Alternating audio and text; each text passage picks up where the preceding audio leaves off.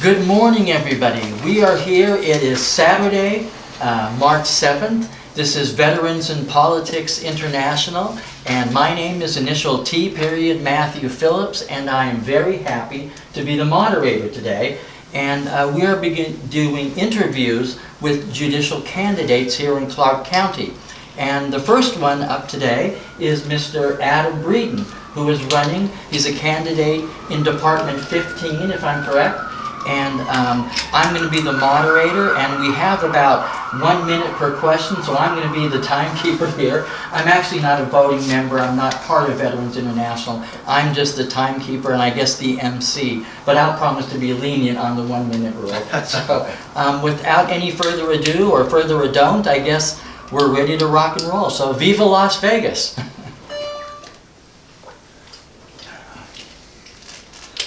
So, Mr. Breeden, why don't you start with give a little bio about yourself so the viewers and listeners know exactly who you are.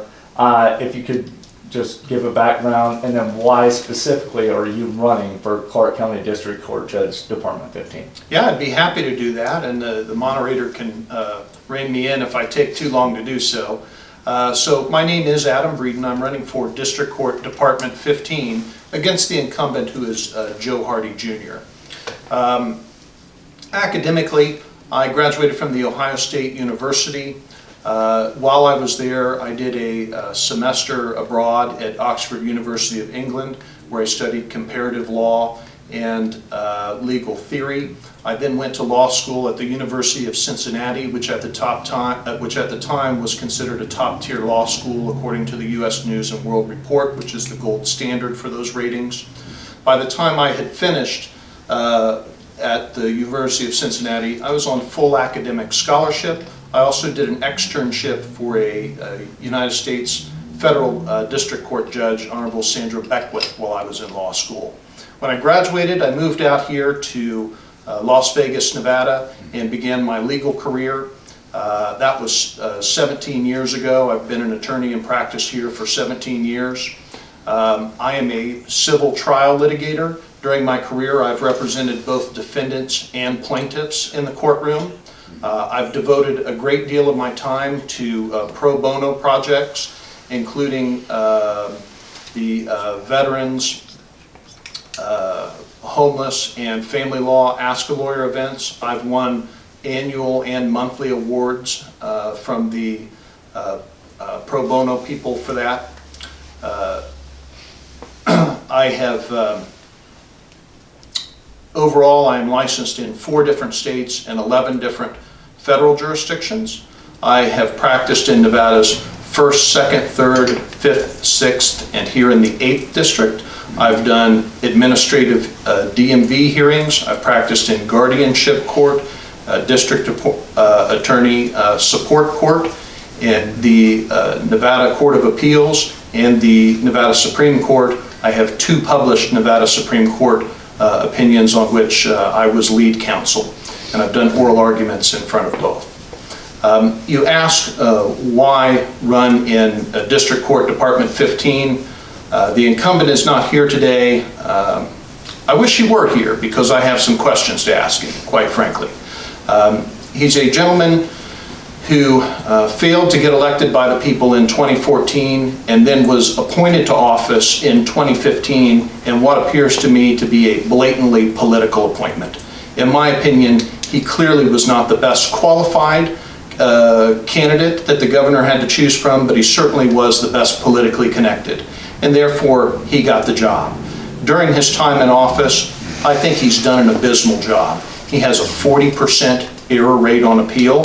I have seen him blatantly disregard law on occasions, clear case law from the Nevada Supreme Court in order to favor certain attorneys who, no doubt, a lot of money is going to come in for his reelection from those attorneys, but that's not the way this office should work.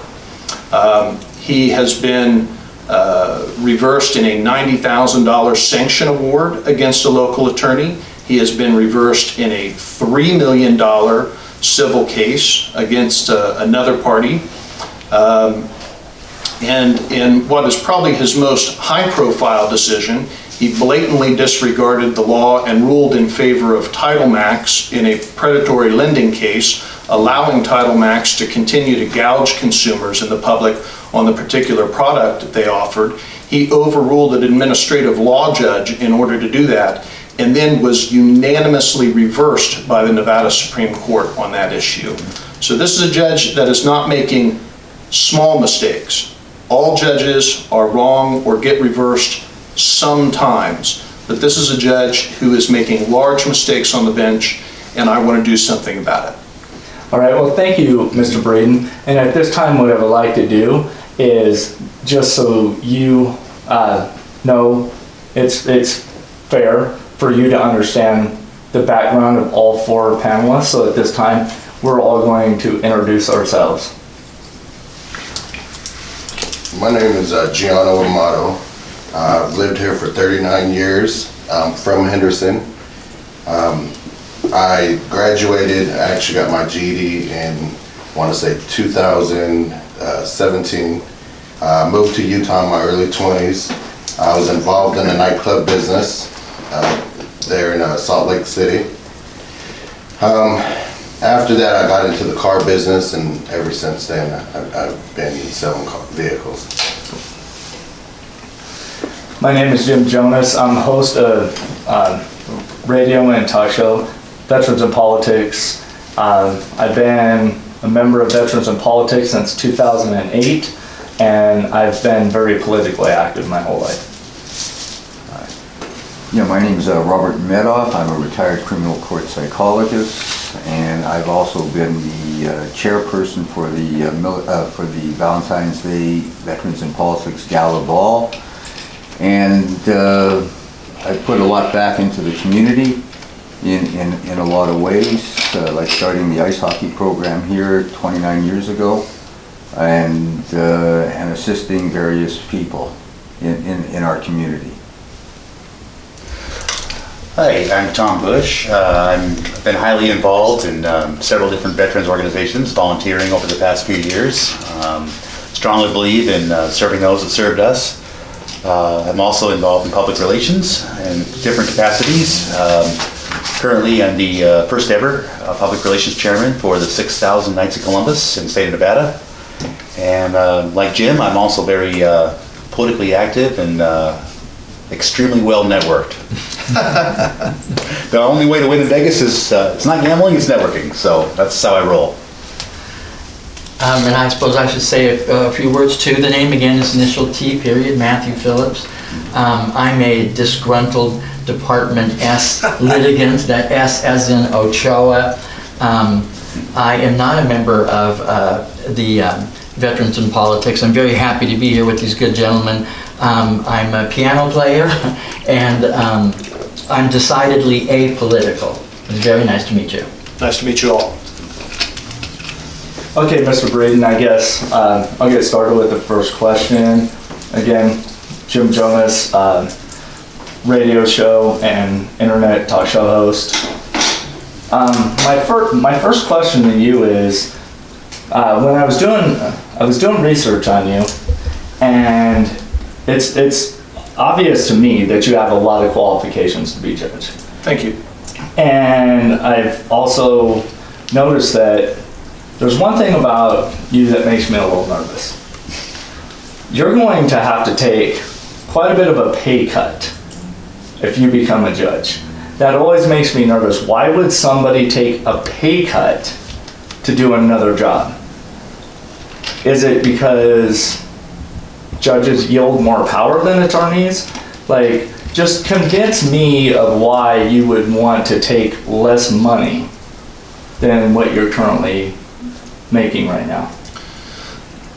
It would be a pay cut for me. I believe in public service and community service. Judges are well compensated. There's actually people who think they are overpaid. And the benefits are good. It would be a pay cut. The pay is not why I'm doing it. I'm very financially comfortable at this point in my career, and I'm willing to serve the public from this point forward. Okay, so thank you for that response, but that just still seems kind of like a platitude response to me. Let me rephrase the question this way. What drives you? There's got to be something that really sparks you to want to be a judge versus what you're doing now. So like, what is your passion? Why do you want to be judged that bad? Because you did, in your opening statement, say a lot about the incumbent that you didn't like.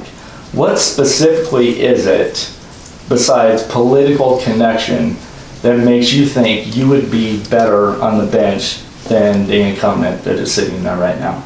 Well, and what I've said at some of these endorsement interviews is Mark Twain used to comically say, everybody complains about the weather, but nobody does anything about it, okay? I think that when you talk about the quality of judges in our district, a lot of people were of that same mindset. And I saw an opportunity this time to be somebody who stopped complaining and to start doing something about it. And I've stepped forward. I took on a candidate. I was, at the time I declared against him, it was on the last day, and I was the only other candidate that had stepped forward at that time to challenge him, because I saw somebody who I thought frankly was doing a very poor job for the community and the voters of Clark County. So I stepped forward and I answered the call to challenge him. Can you give the listeners and viewers a specific example, a specific court case in which you think the incumbent was wrong? Yes, I'll give you a very clear example, and this is why the incumbent, Mr. Hardy, is so dangerous to our system of justice. I litigated or was part of a very large case called Thompson versus Lamplight Village. Now, sometimes plaintiffs win in court and sometimes defendants win in court. There was a very large verdict in that case, over $20 million, that probably most people would view as excessive because of Mr. Hardy's rulings. Afterward, I litigated certain fees and costs that would be awarded to plaintiff. There is a case from the Nevada Supreme Court that says that focus groups that plaintiffs do before a trial are not costs that can be charged to the defendants. It's a crystal clear case. The case simply says you cannot award them as a district court judge. Plaintiffs sought some $30,000 to $40,000 in focus group fees. That case was cited by me on behalf of the defendant that those should not be awarded. Judge Hardy was aware of the law, aware of the case, and he simply disregarded it and awarded those fees anyway. And that was probably the single biggest moment that I said, this is a judge that somebody needs to step up and stop. Okay, thank you very much. At this time, I'd like to yield to Tom Bush. Sure. Well, thank you for being here, Adam. Yes. You kind of alluded to this before, but I was just kind of wondering what your level of community involvement regarding veterans, do groups, volunteering, donations, future plans with that sort of thing. So I'd just like to talk generally about my involvement in the community. Most of the time that I've donated since I've been here in Clark County has been as an attorney. And I discussed that once with somebody, honestly, because I said, you know, I was at Catholic Charities in North Las Vegas, and I said, you know, I ought to come down here and, you know, just give food at the soup kitchen to people.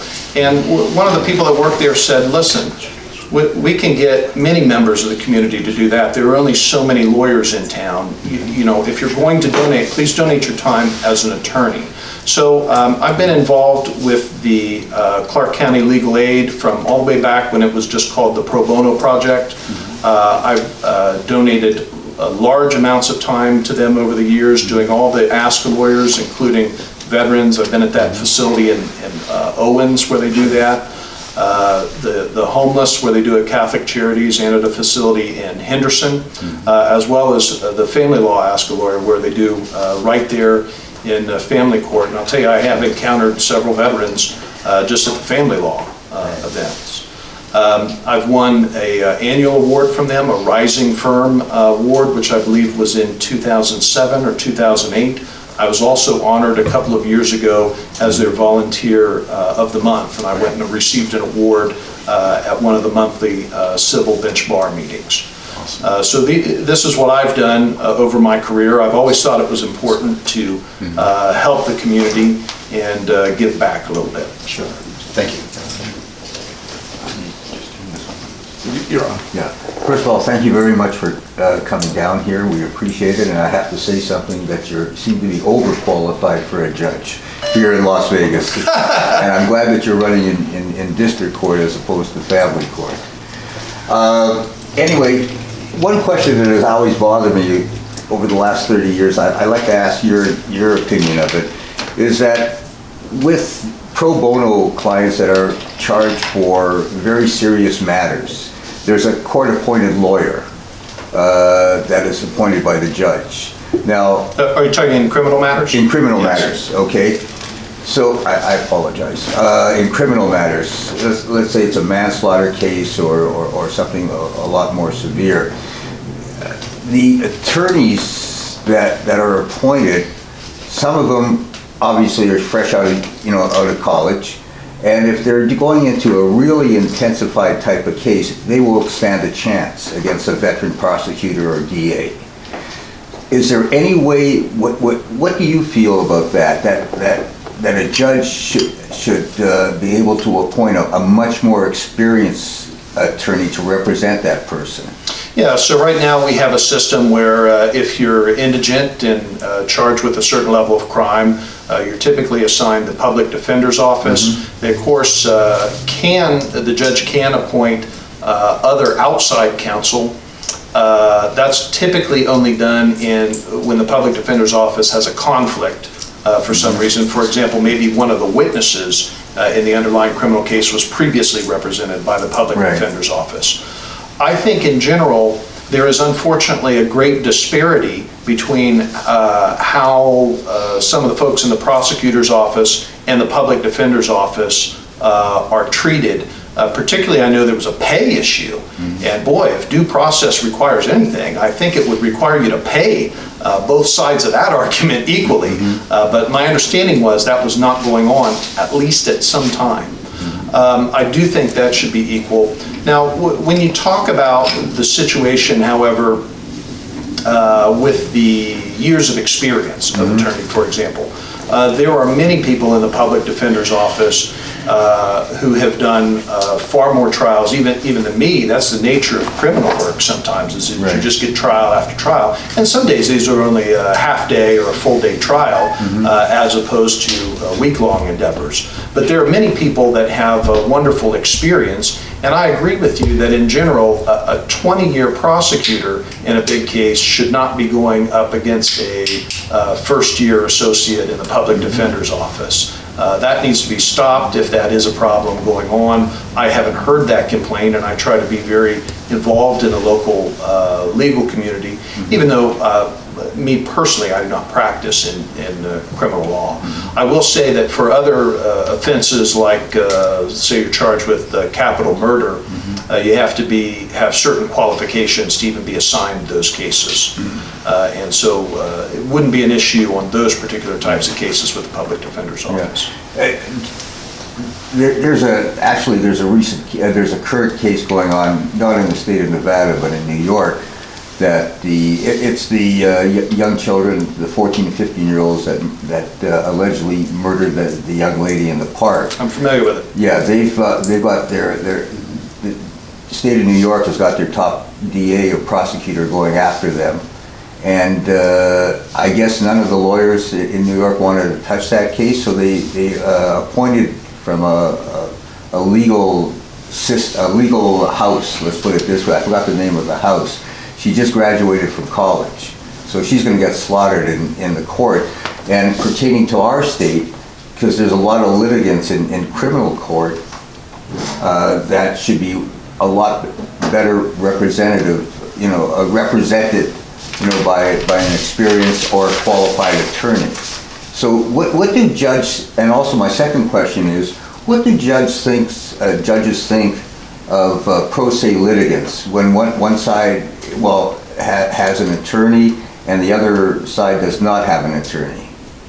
Is there a bias there, or what's the situation? How do you process it? As a judge, I would not be biased at all. You have to approach that different in a civil case versus a criminal case to begin with. There is no constitutional right to counsel or appointment of counsel in a civil case. Right. In a civil case, what the judges have to tell pro se people is, you could really benefit from an attorney, and I can give you some leeway as a proper person or pro se litigant, but I cannot excuse you from the rules. And our legal system is very complex. And I would bend over backwards to accommodate pro se litigants, because you have a right to represent yourself in a civil case. And some people just can't afford to hire attorneys. But I would have to apply the law equally to all litigants. In a criminal case, of course, you have constitutional concerns there, and you have to assess as a judge, is this person even competent to represent themselves? Do you keep them or appoint them an advisor, even if it's not an attorney of record, if they want to fire all their attorneys? But there are some constitutional concerns there that have to be addressed. Thank you very much. Appreciate it. Just one real quick follow-up before I pass the mic over to my peer. Have you ever conducted, as an attorney, a criminal court case? Well, I've handled minor criminal matters like appearing at bail hearings, and quasi-criminal matters like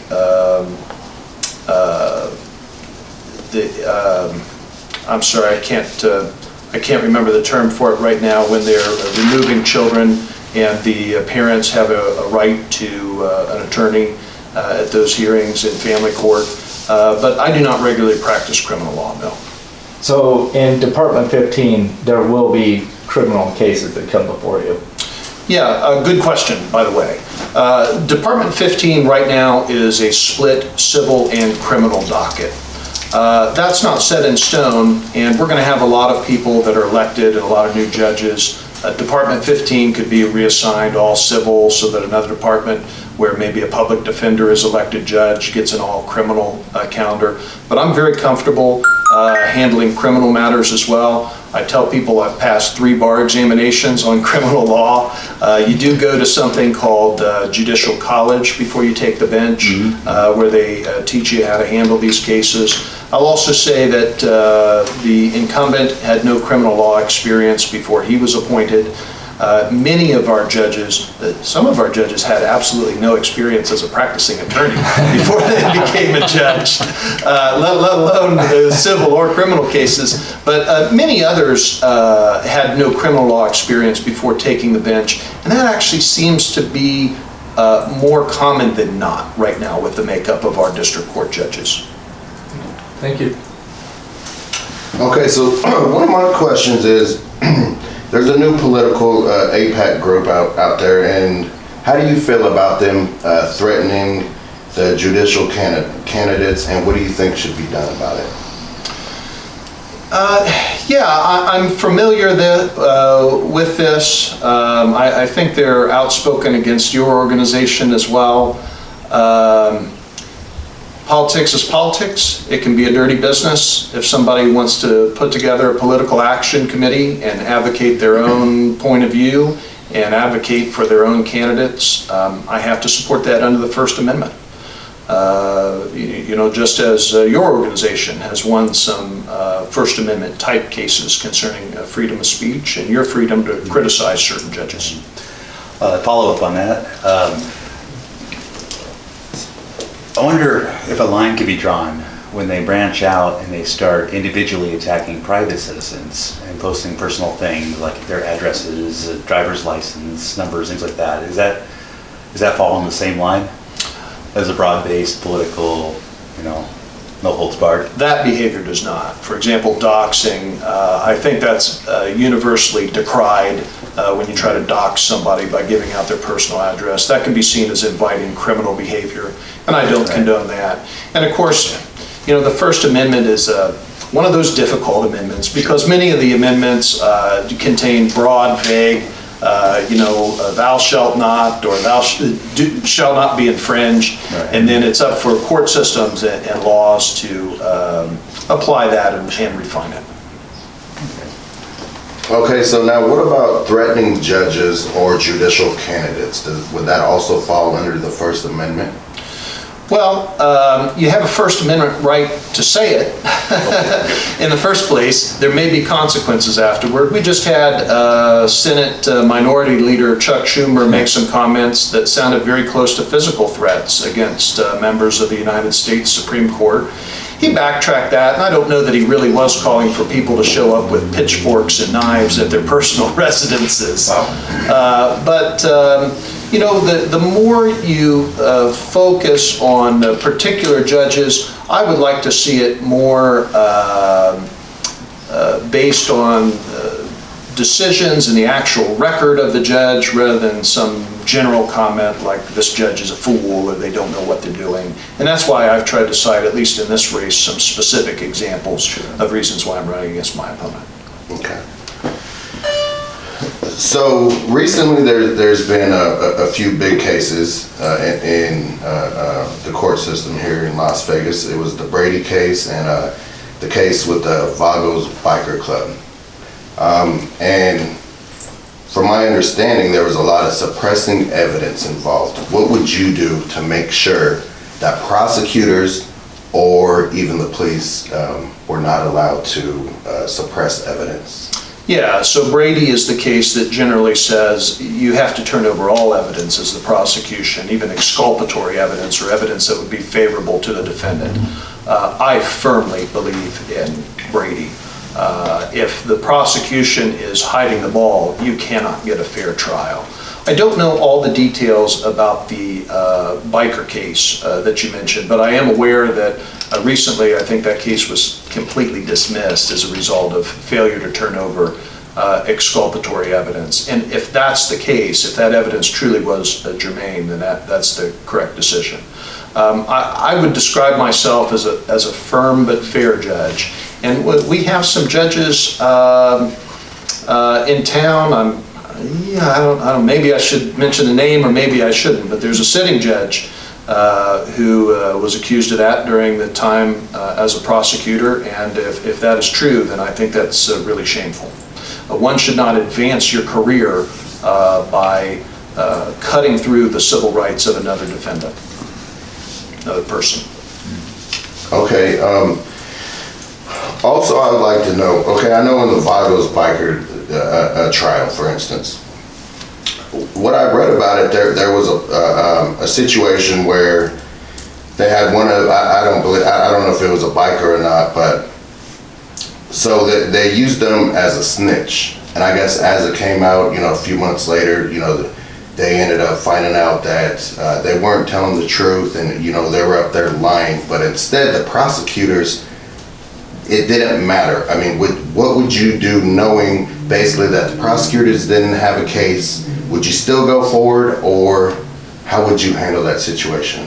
As a judge, honestly, I think I would have a duty maybe to have a hearing on that outside the presence of the jury as to what this individual, the snitch or informant, has said, what evidence there is that person may have been promised something by the prosecution, and what evidence there might be that what the person has said is objectively false. And informant testimony of that nature, I think, is very suspect to begin with. I've seen numerous examples just through news stories and documentaries where that evidence is not very reliable. I certainly would give an instruction to the jury at the end of a criminal case that you have to weigh this for what it is and weigh this individual's credibility. I also find it shameful that apparently sometimes it's the practice of the state not to provide the informant with their part of the deal until after the trial. So if they ask the informant, what has the state promised you, or what has the state done for you, they can say nothing. Yeah. And then after the conviction, then he gets a reduction on his sentence or something like that. And that's highly objectionable to me. Again, I think it's just trampling on a defendant's civil rights in order to promote your career as a prosecutor. And I could not condone that in my courtroom. Okay, great. Okay, Mr. Breeden, one thing I want to do before I ask this question is, and I haven't done it yet, I just want to, I want to thank you for coming on. This will segue into my next question. In today's political climate, where it's, if you're a Republican, like, there's certain people that are going to vote for you no matter what. If you're a Democrat, there's certain people that are going to vote for you no matter what. It doesn't matter what you've done. It's just so uber partisan these days, and the country is really split. So based on that, how do you feel about whether we should be electing judges or appointing judges? Both of them can add to some corruption, but just in your personal view, is it really beneficial for us in this political climate to be voting for judges? This is a great topic. It's really cutting edge stuff. We have had proposals really over the last 10 years, especially. I've heard a lot of people trying to push towards the appointment. I wish that the system would work, that a panel would select 3 very well qualified applicants, and those names would be given to the governor, who would select one. That is the method that we use for judicial vacancies now, if a judge retires or passes away during his or her term. History, however, has shown me that those appointments are as political as it comes. And you need look no further than the controversies today with President Trump's judicial nominees, both to the Supreme Court and to a lesser degree the courts of appeals and the federal district courts. I think people know that there is some politics involved in this. So I wish that the politics was out of it and we could just have the best person selected, but unfortunately what I've seen is we should leave it in the hands of the voters. Unfortunately, I do think, not to offend any voters, the voters are chronically underinformed about who they are electing and the quality of the judges. Of course, organizations like yours try to get these candidates out there on YouTube so people can actually sit down and watch something and watch the interviews of the people they're electing. Sure. So I guess just real quick follow-up on that. Thank you for answering that question. So whether you're elected or not elected, hopefully you are elected, but if you're not elected, what would you be willing to do personally to inform voters on judicial candidates? Because I agree with you, like, there's politics and everything. Even the appointment process, like, it's a political process just as well as going to the voters. One of my frustrations is, and I've been trying to work on it with Steve and Veterans in Politics for a number of years, is to get people engaged in electing judges and doing research and doing the background so they do truly understand these judges and who they're voting for. So whether you're elected or not elected, would you commit to being engaged into trying to bring people in to that process? Because some of the turnout for these judicial races is just abhorrent. It's like 4.5%, 5%. Yeah, and you take, for example, if we look at the 2016 primary election as it related to judges, that was the last presidential election year that we had. So you only have about half of the people in the county who are even registered to vote. Only about 1/10 of those even went to the ballot box to vote. And then out of those, maybe there was a 20 to 30% drop off on people who made it that far down the ticket to all the judicial spots. And I think many people don't know much about the judicial candidates, so they don't bother to check a box. I often wonder how a none of the above or I don't really know box would do on that ballot. I don't really know these people well. Might actually get a majority of the votes if you put it out there. But to answer your question more directly, in the past, I've reached out to family and friends of mine to say, this judge or this person, not the best candidate, steer your vote away. I've actually thought, and I don't want I've not seen that Veterans in Politics have done this. I don't want one of the campaign managers in town to pick up this great idea, but I've thought that somebody ought to put together a slate of judges and just put it on one of those door hangers and go door to door so that people know a little more about their judges and get the word out that way. Well, actually, based on that, unfortunately, that actually does happen, but it doesn't happen. It happens in a sinister way because the parties actually put that out now. So they actually do have a list of candidates. If you go to the Democrat Central Committee meetings or you go to the Republican Central Committee meetings, they actually have a slate of judges. You should vote for these judges. And to me, that's kind of, I don't really like that because at the end of the day, they're just saying that like they know what your political affiliation is. So whether you're qualified or not doesn't matter. It's just a matter of if you are a part of their political party. Yeah, and that's a shame. It should be the most well-qualified candidate. Most candidates will be registered to one of the two major political parties. I'll be honest with you, I'll say this on the tape because I'm not afraid of it. I'm a registered Democrat. You're actually, under the Code of Judicial Conduct, you're not supposed to say that, but I've done my homework and I know that provision has been declared unconstitutional under the First Amendment by multiple federal appeals courts. I'm proud to be a Democrat, but I would say that I do not consider myself to be a democratic socialist, and I do not hate the Second Amendment.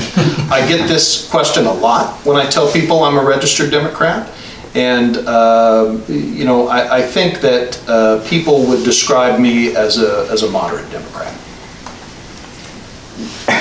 Yeah, first of all, just touching on a point that you made, Mr. Breeden, that there are some candidates today that they do some sample polling. Some of the judges that are running, some of the candidates that are running for a judicial position, and there's one particular young lady that she had a long last name, and she did some sample polling as opposed to the other three candidates who were running against her. She didn't fare too well. Then she changed to her husband's name, which is a shortened Americanized version name, and she actually won the sample poll. They don't know who she is, and but the question that I have for you, sir, is possibly a sensitive question. The Judicial Discipline Committee up in Carson City, as with most associations, societies, they protect their own.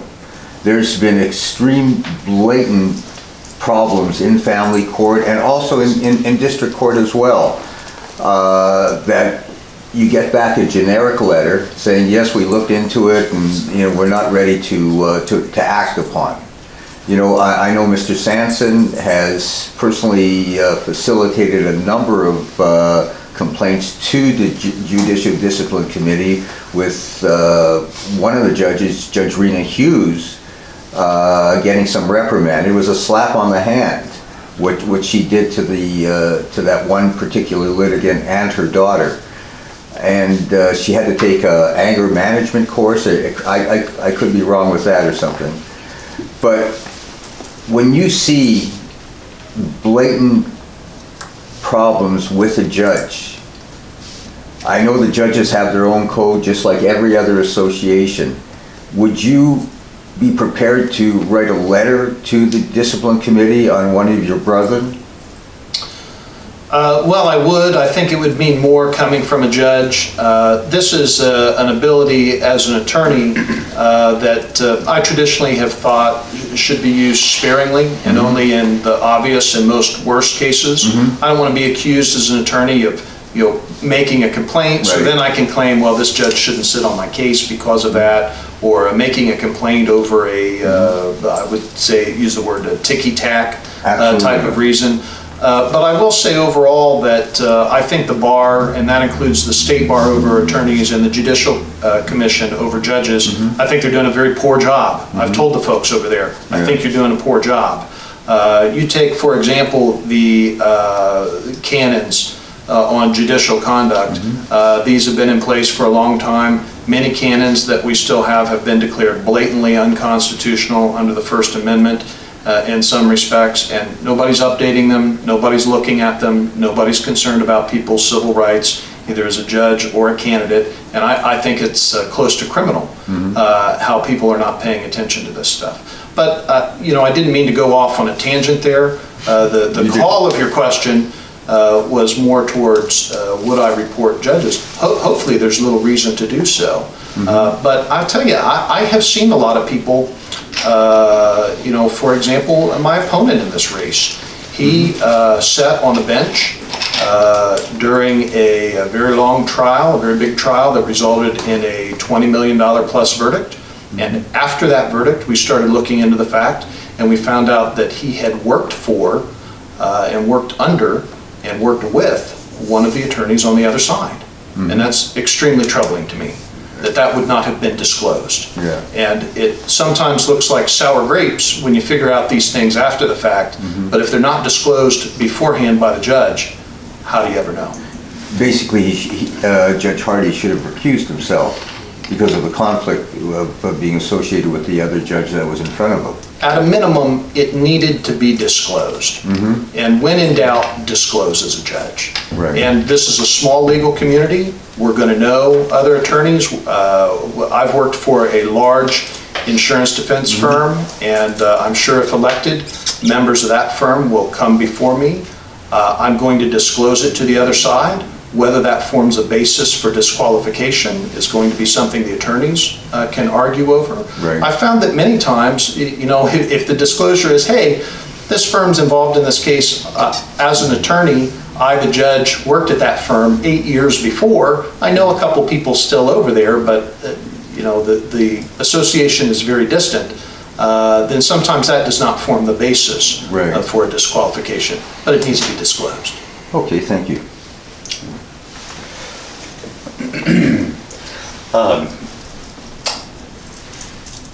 Just wondering what your thoughts are on some of the veterans courts that have developed over the last couple of years in Las Vegas and Henderson, and do you have any thoughts on how to approve them?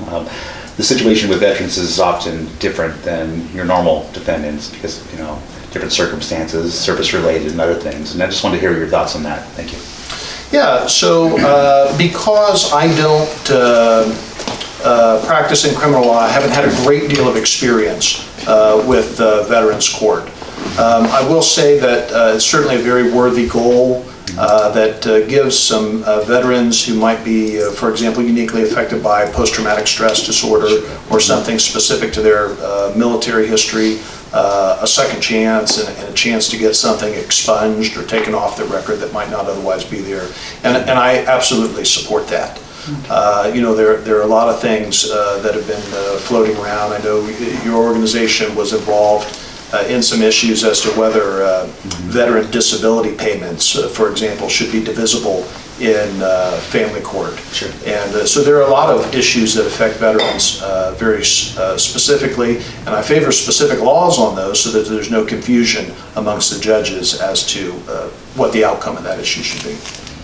And by the way, in that case, you shouldn't be dividing a person's disability income. It's akin to a personal injury award. It shouldn't be community property. Okay, Mr. Breeden, this is I actually have no more questions for you. This is actually just something I just wanted to make this statement to you. I've went back and forth on whether judges should be appointed or whether they should be elected. I see the good and bad in both. But what I really want to do is I just want to thank you for coming in here. I'm sure before you came to this endorsement interview, there's a lot of stuff going out there with veterans in politics is basically, if you're not a Republican, you don't have a chance in front of that group.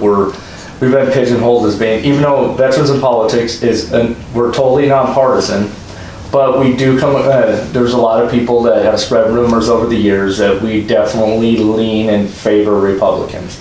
The reason why I make that statement is because years ago I was running for public office, and the guy that was running my political campaign, he told me, don't waste your time going into these heavily Democrat districts because you don't have a chance of winning anyway.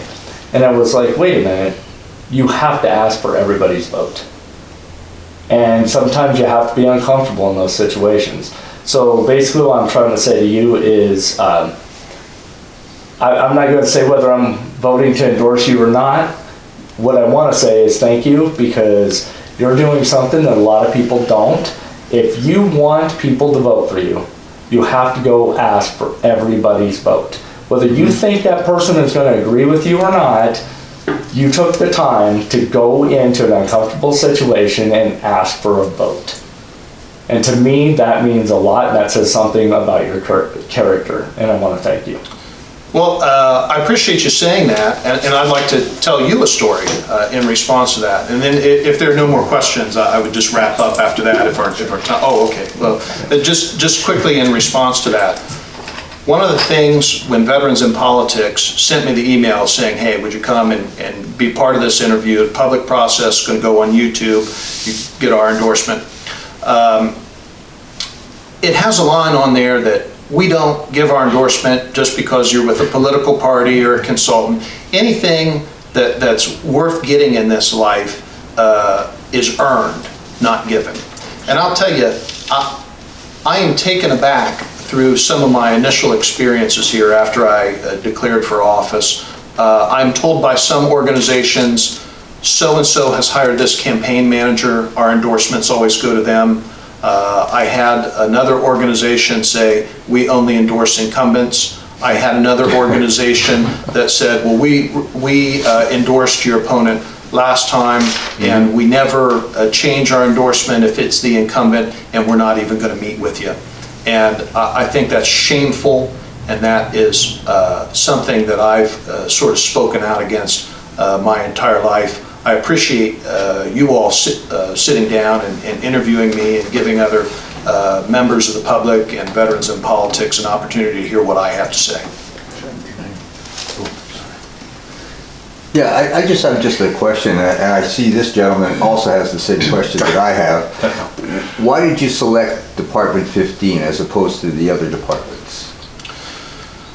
Good question. I was aware of some people who were looking for an opponent to Judge Hardy.